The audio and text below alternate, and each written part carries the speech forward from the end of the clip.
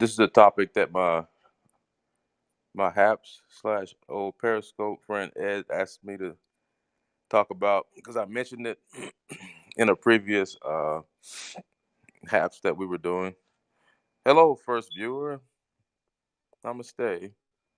Welcome to my my Haps.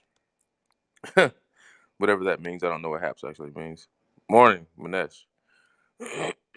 So some of you guys know my background, some of you don't.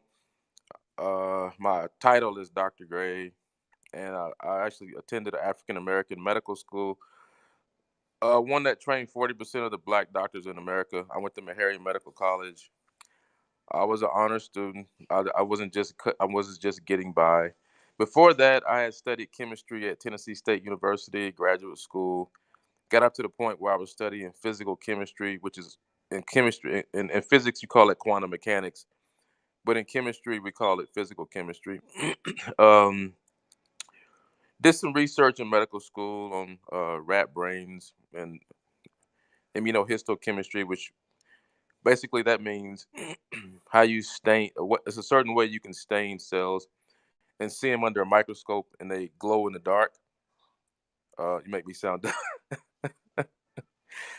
People don't know my credentials, so I guess sometimes I'll tell them so they'll know who they're talking to. And then after that, I did my residency in New Orleans, 3 years in internal medicine. I focused on the heart because I was doing extra rotations in things like echocardiography. So in my residency program, I did a whole semester with the cardiologist. I sat next to them every day, and we just read echocardiograms all freaking day long, man. That's all we did. So I took one block of my training out for that because I was interested in physics and I liked echocardiography because it's ultrasound, it's sound waves, right? It's physics, and it's diagnostically more useful. When I go to the cardiologist, we don't talk about the stethoscope. So it's like, hey, what's your left ventricular end diastolic volume? What's your wedge pressures? Oh, what's your IVC doing when you breathe in and out? What's your pulmonary pressures? What's your ejection fraction? Right? What's your this is the language of cardiology, right? When we read ultrasound, like, what, do you have any wall motion abnormalities? What about electrically? We haven't talked about electrical yet. That's EKG, right? Every medical student learns EKG reading, but some people are better at it than others because they understand the physics of what's going on. And because I understand the physics of what's going on, I can look at it, make sense of it, right? Any rate, then I came to Billings, Montana. Pretty sure I was the first African American physician. No, they don't know. When you're an honor student in medical school, dean's list student, and you got almost a full ride. I got a full ride through college. I got half a full ride through medical school because I got full scholarships for 2 years. You know, I don't usually have to flex my my intellectual prowess. It's not really. And then after that, I went back to school for another 4 years and studied classical and jazz piano. I was going to Stanford every summer to the jazz residency. That's how I know all these jazz guys. I was going to the Bay Area every summer, the jazz camps. Met Charles McPherson, Dana Stevens. Who else was I met? There's so many people I can't even. These are all jazz guys. I mentioned Charles McPherson because he's doing a workshop at the Jazz School in Berkeley, if I'm not mistaken, or he's doing a show. I met Charles McPherson at the Stanford workshop. I think saxophone. I think saxophone. Look him up though, Charles McPherson. He's an OG. He's old school, man. This is a guy that he's real jazz. He's a real musician. So that's the kind of teachers that we had coming. Uh, uh, Miles Davis's drummer. Oh, Jimmy Cobb. Yeah, he was there. Yeah, after medical school. Yeah, after medical school, I went back and studied classical piano because I studied piano in high school. So I went back and studied classical piano for 2 more years with Dorothea, who was the head of. She was one of the chairs of the music department, Montana State University Billings, and she taught me classical piano. But she knew I was in the jazz orchestra, so you know. But she didn't teach me jazz. She pretty much I don't teach. I don't remember ever bringing her one piece of jazz music. She just taught me classical. I was playing I was playing like Bartok and Beethoven and Debussy. And I was playing classical music, man. So Beethoven, Moonlight Sonata. Yeah, of course. Who didn't learn Moonlight Sonata when you're learning classical piano? I mean, that's part of the repertoire. But so, in growing up in the South, it was gospel music. I went to a Christian church. We sang music, you know. We sang, clapped our hands. Some people got up and danced if they felt like it. But it wasn't really that. It was the Holy Ghost, right? Get my watch. My daughter likes to grab my Apple Watch and she'll stick it in her mouth. And they're waterproof, but you know, that's not where it belongs. Let me keep going here so you guys get to know Monk today. Let's see. So spit proof. Yeah, yeah, spit proof. Yeah, spit proof. This one right here for sure is because that one will go way down in the water. That's a Rolex, so I'm pretty sure that one's spit proof. Right? I don't think she can hurt that one. Hey, what do you want over here, man? You want to spill this now? Quick stats. Quick stats. I know, right? Deaths from heart disease are higher in Black Americans than white Americans and other ethnic groups. Heart disease develops at a younger age in African Americans, and nearly 48% of African Americans women, 44% of the men have some form of heart disease. So women have a higher rate of heart disease amongst African Americans. Did y'all know that? Or you think just because you fine and got a pretty voice, you guaranteed to have a wholesome heart? Not necessarily. Huh? Ma, I got it. Not that much. I might have 50. Hold on, y'all. I gotta pay my garden. Okay, go to ATM. Hey, get get the maximum amount you can get. What's the maximum amount? All right. Which car you gonna drive? All right. Yeah, don't be getting in my Porsche and shit, because motherfucker wrecked that on me. So yeah, we have a high rate of heart disease, man. Metabolic syndrome, coronary disease. I had my heart cath about a month ago. My coronaries were spotless, zero plaque in my coronaries. So if you need proof, I know what the fuck I'm talking about when it comes to diet. There's my heart resume for you. The valvular heart disease that I have, African Americans also suffer from this more.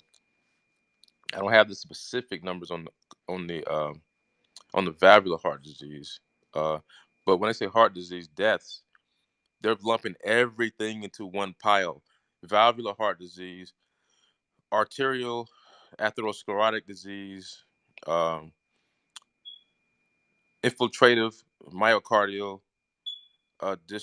dystrophic type disease, like which be like amyloidosis. This is like really obscure shit, but amyloidosis, things like that. Lupus can cause heart disease, rheumatic fever, which we don't have. Neither Porsche.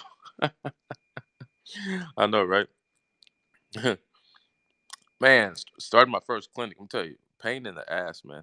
Mainly, it's trying to get all this insurance shit straight. Because I wanted a cash only clinic, but I'm like, okay, I'm gonna be cool, man. I'm gonna be cool and help the people out. I'm gonna take insurance. But y'all understand when doctors agree to take insurance at clinics, it's a complete pain in our ass, man. And I only want to take Medicare and Medicaid, maybe Blue Cross, but I'm just telling y'all, like those who don't want to pay for their health care, listen to my experience level. Okay, Now, you ask yourself, is that worth anything monetarily? And it's not just you guys. Like, even the state, the rules and laws of the state dictate how we can collect our payments. I can't charge people who have insurance, like, I can't charge them directly if they don't pay. That's just the laws. So, entrepreneurship in medicine is quite challenging because there's so many rules and so many this and so many that, and it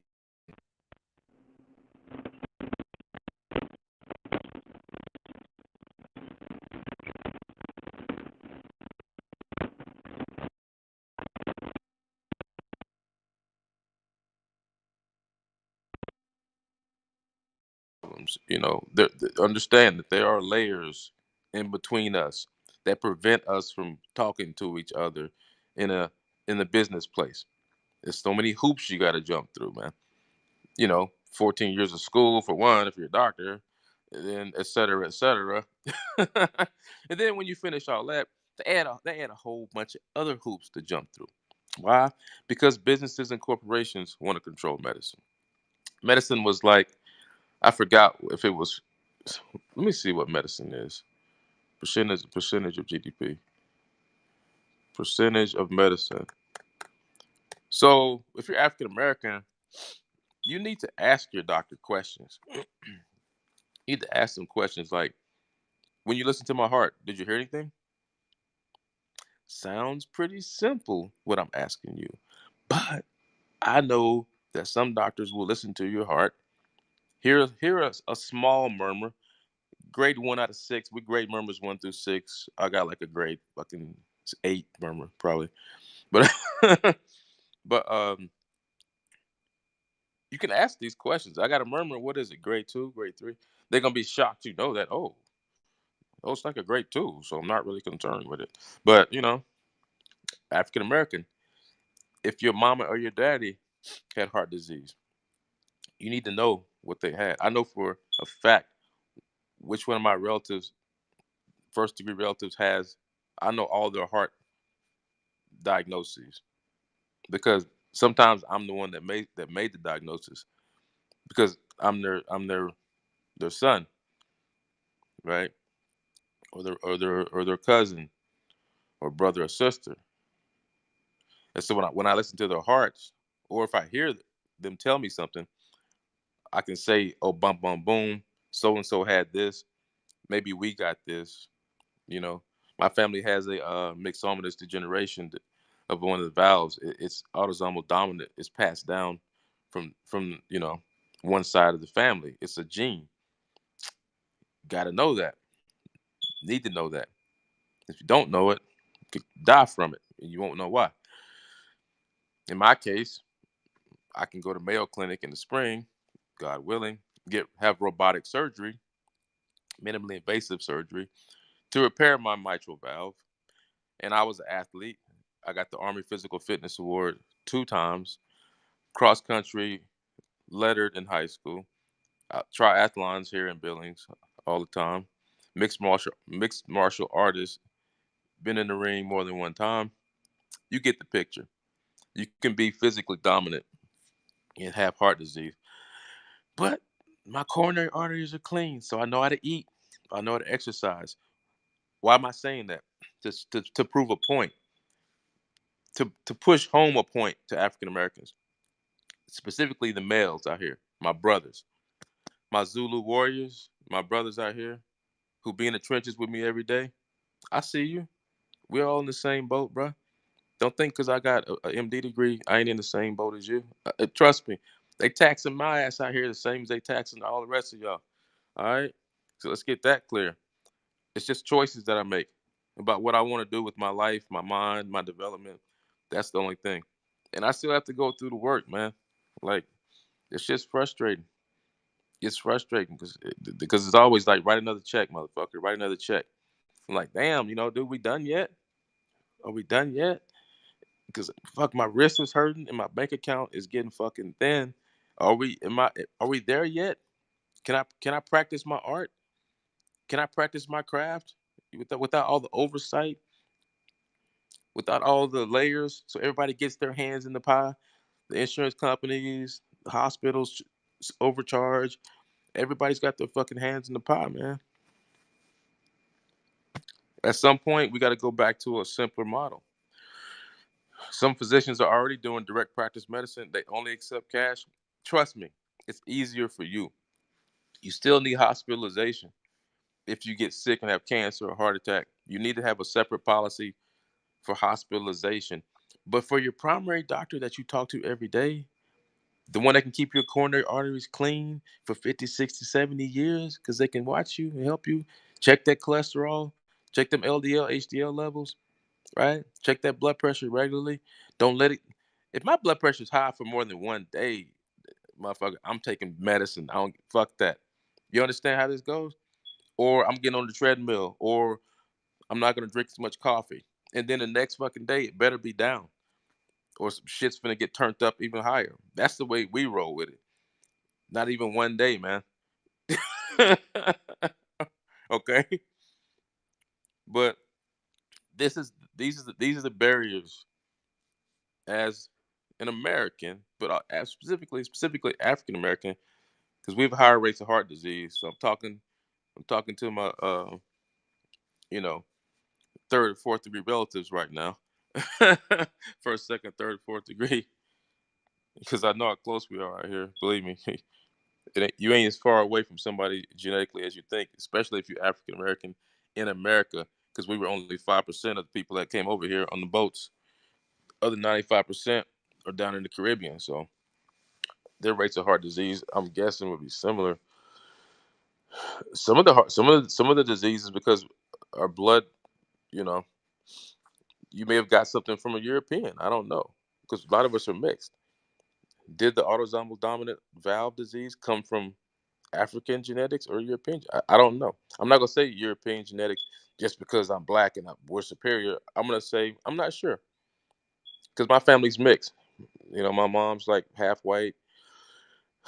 Her dad was like 75% white, 25% black, African descent. So was it my mom's father or her mother who had the gene for the heart disease? Don't know. They would have had to say something. They would have had to. Like, how many of y'all know what's on your grandfather's death certificate? It's important. Next time you go to Thanksgiving, ask your mom and daddy.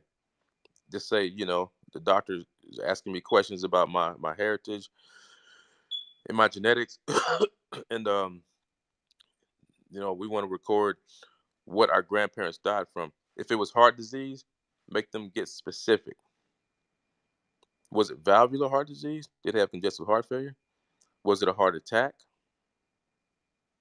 Was it from lupus? Or did they have diabetes and high blood pressure? Was it from rheumatic fever? Because don't forget, older cats got rheumatic fever and scarred their heart valves, so they could have had rheumatic fever. So you may want to ask that question: did they have rheumatic fever? Grandpa, grandma. So that's all part of your medical history, man. This is how medical history works. This is how it clues us in as detectives. As detectives. Uh, oh, I didn't finish my resume. So I know I'm skipping around, but my brain can work on multiple channels at one time. So some of y'all can't do that, but I do that for a living. Um, Came to Billings, Montana. Probably the first African American hospitalist here. Start the hospitalist program at St. Vincent's Hospital in Billings, Montana. So if you go to Billings, Montana, and you're ever hospitalized and you're seen by a hospitalist internist, that's a program that I started. Me and Brent Burnham. I'm just stating the history for the record, because if we don't state the history, people have short memories, man. They have short memories. And then after that, I became the ER trauma director on the ER on the Native American reservation. Went independent, so now I'm private, independent, working for the emergency rooms here. So I've seen a lot of heart attacks. You know, um, Trying to start a private clinic here, about to start one, and That's probably going to be the first walk-in clinic here in Billings, and I'm pretty sure it's going to be the first one that a black doctor starts historically. So, and I'm telling y'all this so you know how far we have to go. If I'm out here still being the first, like in this country, we're still underrepresented. Okay, and so you have to have someone who knows your proclivities as African American for heart disease to always keep that on the radar.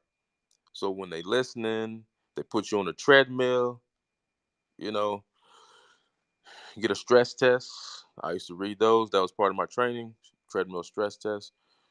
The cardiologist will do what's called an echo stress test, which is echocardiogram mixed with the stress test. And they can look at your heart, look at the wall motions and see if they're abnormal, and that clues them into whether or not you could have a blocked artery, coronary artery disease. So you could request a stress echo if you think you have a blocked coronary artery. If you're getting chest pain, doctor says we want a stress test. Hopefully he says stress echo or nuclear test, which is they give you thallium, they assess the maybe it shoot it in your arteries. The heart lights up from the radiation, and they can read those pictures and look for missing areas of perfusion, which means there's no blood going to that part or it's scarred, et cetera, and that clues them in. And then they may say, let's do a heart cath because you got abnormal sestamibi, nuclear stress thallium test of the heart, abnormal EKG. Maybe if you have symptoms, abnormal EKG by itself is not going to make me order a stress test. It depends on the pattern of the EKG. If the EKG shows signs of ischemia, which is a term that means about to have a heart attack because you got a blocked artery in the heart, then I may order a stress test. But I don't need to. If you have classic symptoms and all the right check marks, I'll just send you say, hey, you gonna do a heart cath? Because I that's what they need. This is a conversation. If you checking all of those blocks, I'm gonna be on the phone. Hey, can you do a heart cath on my on my patient? Because I'm pretty sure they need one from their EKG, from their history. That's how we put it all together, right? That's how we put it all together, and those are the conversations that take place when we have the information. All of us, you right, in the right place, and and the right person can see all that information. Internist, family practice, cardiologist, and you have the family history. We can put it together and go, oh, okay. But you also want, well, the reputation of the specialist in your city, you will know because people will tell you this is a good cardiologist. He has 30, 40 years experience. Hey, I got it right now. I got a pacemaker right here. And, you know, it was put in by, I would arguably say, the best cardiologist here in Billings. So, and he's a friend of mine. I used to work with him. So in my case, yeah,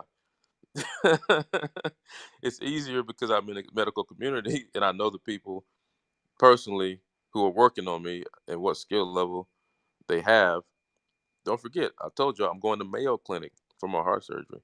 I'm not doing it here. There's, if you if that's where I got to go to get the best procedure, the most up to date procedure, then I'm gonna go there. If I got to save my coins to do it, what's more important than your health? You saving for Audi and you got a fucked up heart.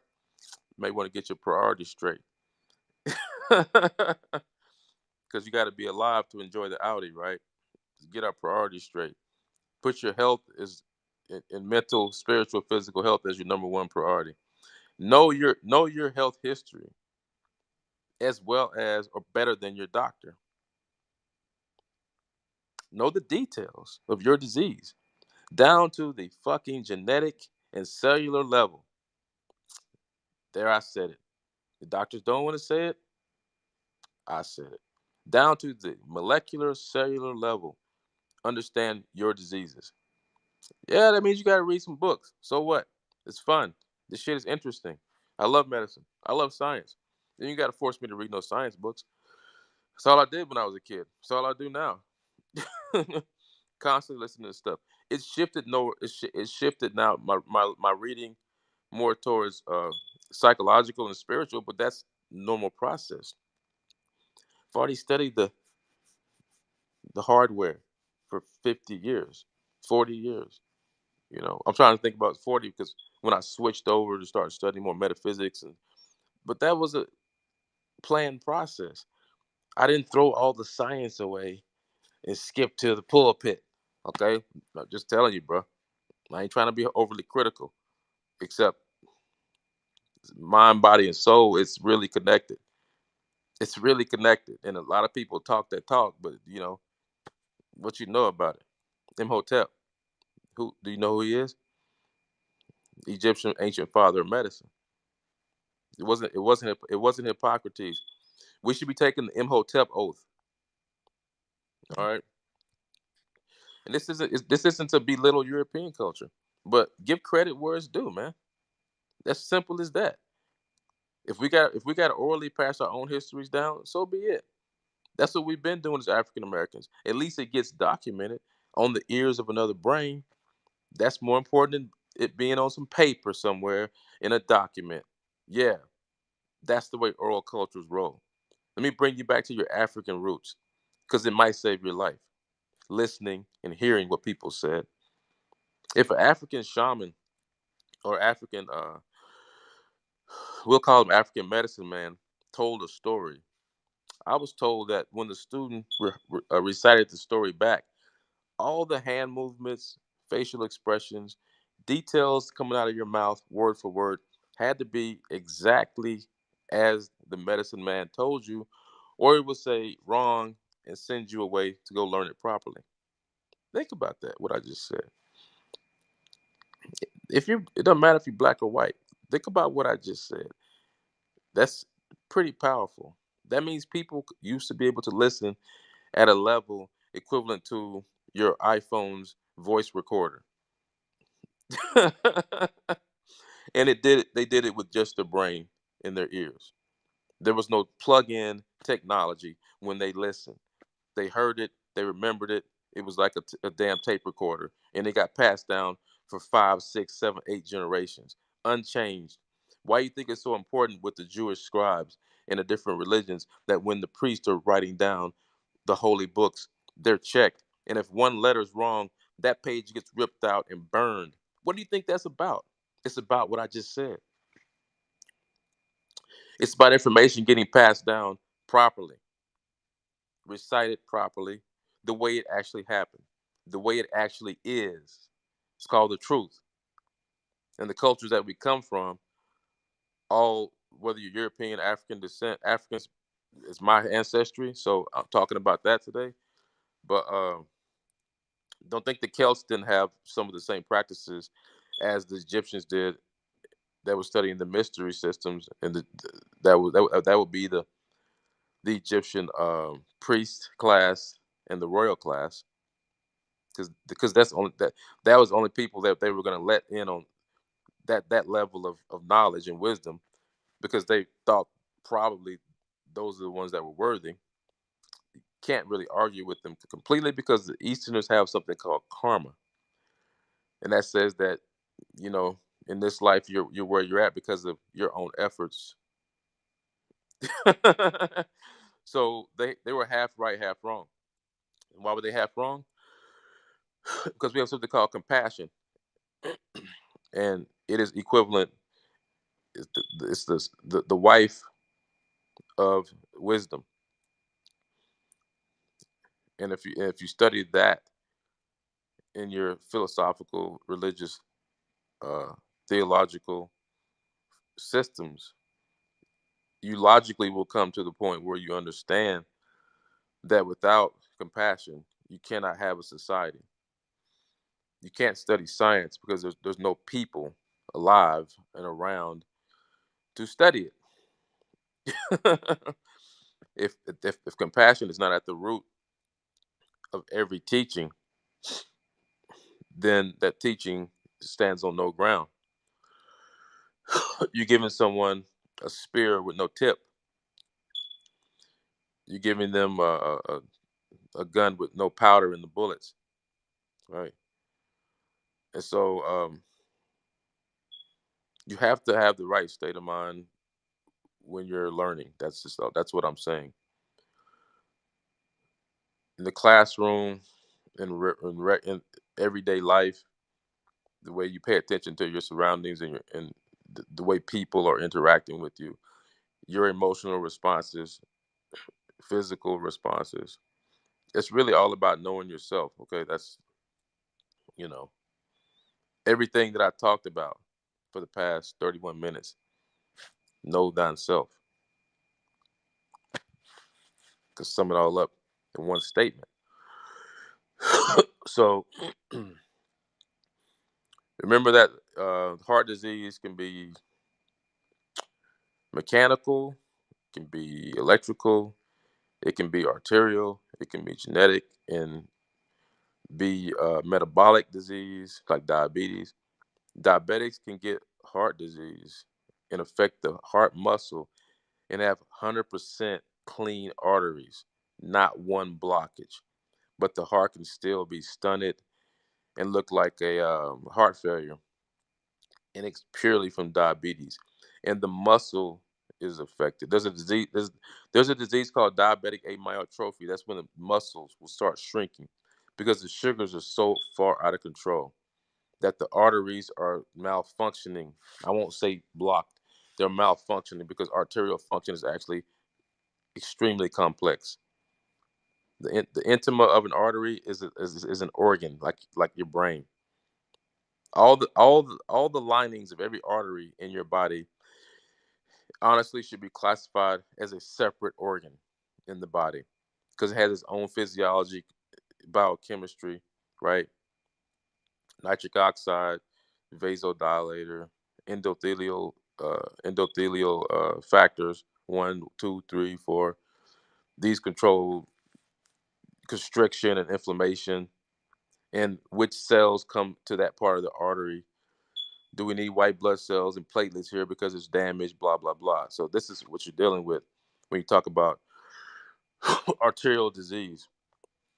It's not just as simple as some cholesterol you're eating directly blocking up an artery. There's a physiology, biochemistry to it, right? It starts blood pressure is constantly stretching arteries. Okay, boom, boom, boom, boom, boom, boom. When the artery gets stretched, that intima I talked about, that whole separate organ, the lining of the arteries, that gets stretched too. And if you're stretching it, overstretching it, it causes damage. If you have damage to the intima of an artery, something's going to try to repair it. That repair process is overzealous in African Americans, right? And we'll get arterial sclerosis faster. We'll get coronary artery disease faster because really, coronary artery disease is really just the heart trying to fix itself. Did you know that? That's what causes the blockages. It's trying to repair itself because of what's happening on the outside. The arteries being overstretched, right? It's being damaged from high blood pressure. It could be direct damage from rheumatic fever, lupus, infiltrative diseases. There's even metabolic diseases, but that don't necessarily affect the coronary arteries. Like maple syrup urine disease in children doesn't affect the arteries. These are metabolic diseases where enzymes in the body don't do what their proper function is, like Tay-Sachs disease in the Jewish Ashkenazi Jewish population. What's that? Hexosaminidase one enzyme doesn't work. Damn, how did I remember that after 40 years since I've been in medical school? Damn. If you're a scribe, you got to remember. All right. If you're a scribe, you need to remember. If you're a son of Imhotep, you need to remember. Right. If you're on the path, you need to remember. And it's a process. If you forget, that's all right. That's why we sit around fires and remind each other. That's why we have songs to remind each other. That's why we have papyrus that's scribed upon to remind each other because nobody's perfect. But the importance of the information that's getting disseminated, like what I'm telling you right now, I'm actually giving you guys information that you know you have to be a medical doctor in medical school to learn. But this is just part of the knowledge. Period. This is just part of the knowledge base that people need to take care of themselves.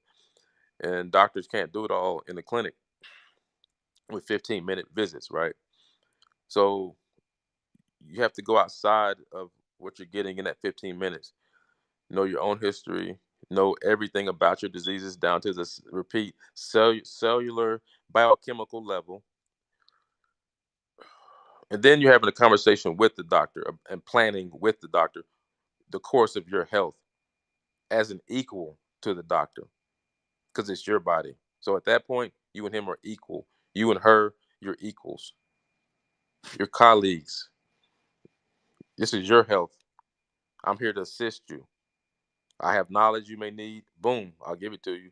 Then once you have it, I showed you how to fix that generator, boy, and the alternator in that car. Now you go do it. I showed you how to do that timing light, boy.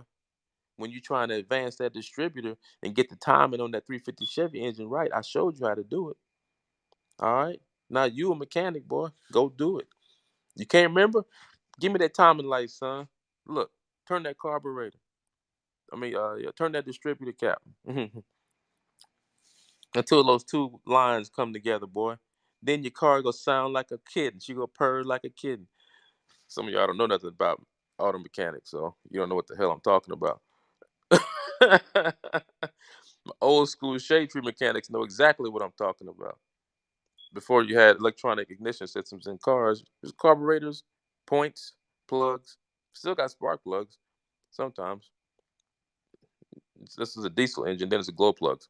Oh, you thought I didn't know that, huh? So hopefully this brings home from an African American uh, family out here the importance and the prevalence of heart disease in our community. As I said, we looked it up right here. It said half of us, basically, half of us out here, 48% of women more than men, women have more heart disease than black men, black women do. 40% of African American men, 48% of women, 40%. So damn near half of us have some type of heart disease.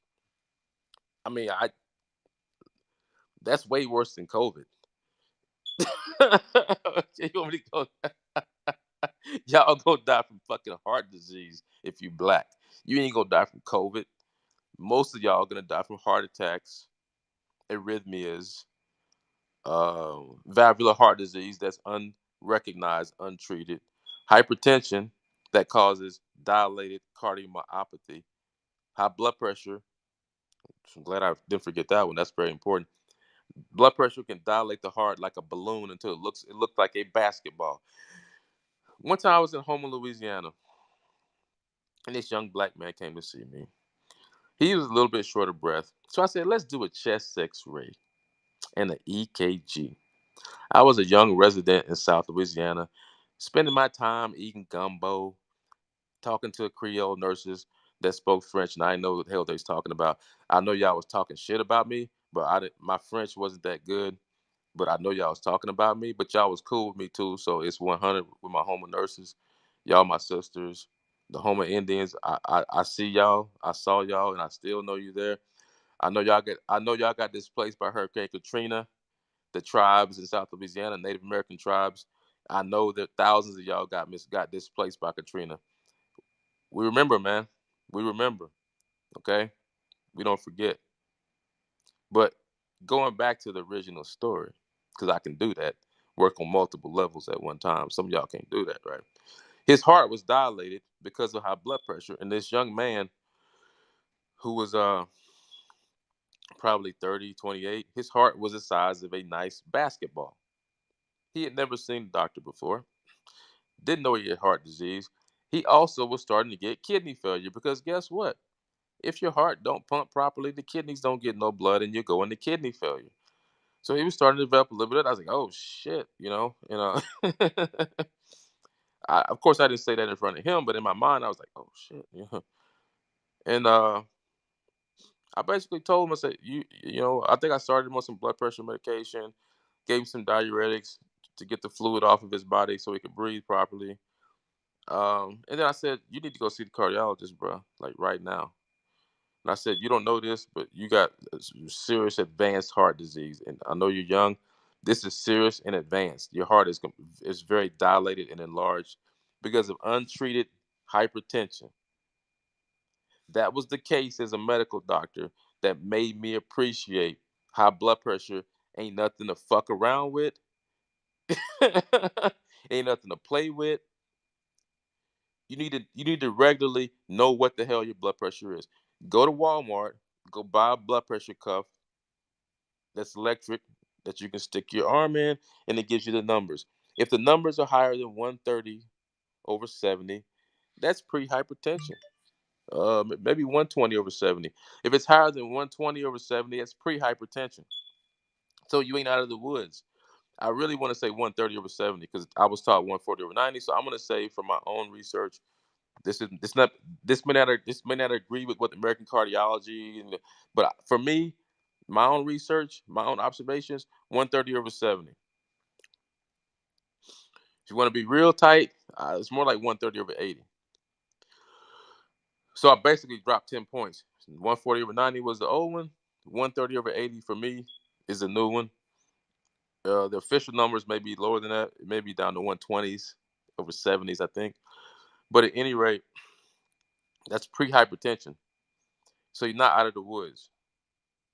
So if your blood pressure is higher than 130 over 80, start with cut out the alcohol, cut out the salt in your diet, start exercising, cut down the caffeine. If you're smoking 8 pounds of weed a day, cut it out, cut it down, because alcohol, if I'm not mistaken, let me see, marijuana does block the cholinergic nervous system. So will marijuana? I already know the answer, but just so y'all can see for yourself, I know it because I know physiology. If you block the cholinergic nervous system, that's the parasympathetic nervous system. That's the one that lowers your blood pressure. So if you block it, it can raise your blood pressure. I know the physiology. I don't need to look it up. So when all of y'all smoking them big blunts and your heart start going boom, boom, boom, boom, yeah, that's because you're blocking the part of your nervous system that lowers your blood pressure. So smoking too much weed, trust me. But just look it up. Raise blood pressure. So just so y'all can see this for yourself. I ain't making shit up. High blood pressure can increase the risk of cardiovascular disease. Marijuana, also known as THC, increases both blood pressure and heart rate. So there you go. So you're smoking that stuff and drinking them drinks all night, your fucking blood pressure gonna be high the next day, son. You've been doing that for 20, 30 years. You might want to get your heart checked out, son. Get a chest x-ray and an EKG.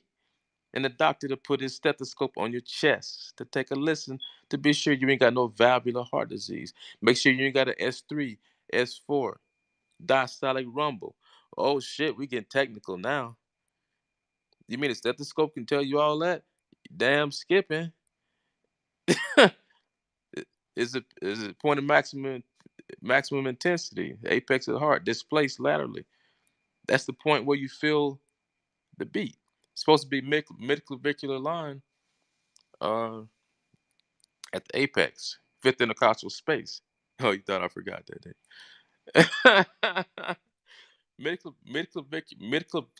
Mid-clavicle, fifth intercostal interrib space. That's where the hardest beat should be felt. If you're feeling it displaced laterally, that means your heart could be enlarged. That's the kind of stuff we check in the clinic without EKGs, without machines. This is just what we're trained to do. That's the art of medicine. I'm giving y'all some of this for free because I'm just like that.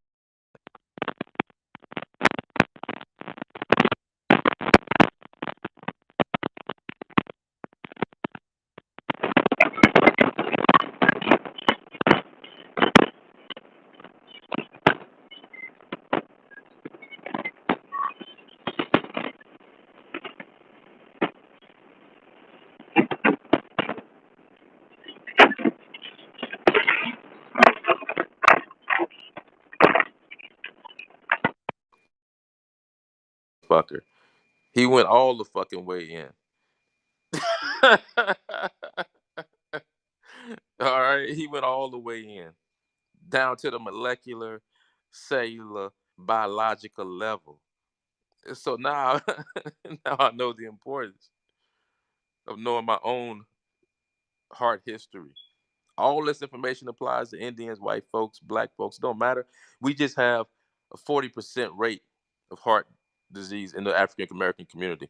Every other person who's black has heart disease. That's what we're dealing with. COVID ain't gonna kill us like that. You guarantee motherfucking teed it ain't. You go die from a heart attack. When I died a couple weeks ago, my heart stopped. Boom. Statistics is a motherfucker. It's like being a prophet. Maybe a prophet is just a person that knows how to read the fucking dice table exactly and win every time. You ever think about that? That's what a prophet is. Can read the fucking stones in the clouds. I know what's gonna happen, nigga, because I know the science. It looks like magic to you because you fucking dumb. That's why you think it's magic. It ain't fucking magic. It's science. It's math.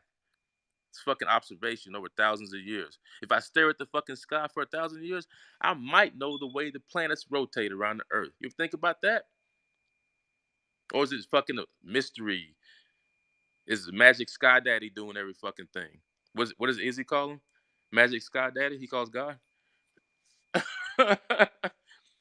Well, he requires you to know the science too. If you're an Egyptian priest, you study cosmology, you study science, you study mathematics. I love y'all, man. That's why I don't hold back on you. Till next time. Peace.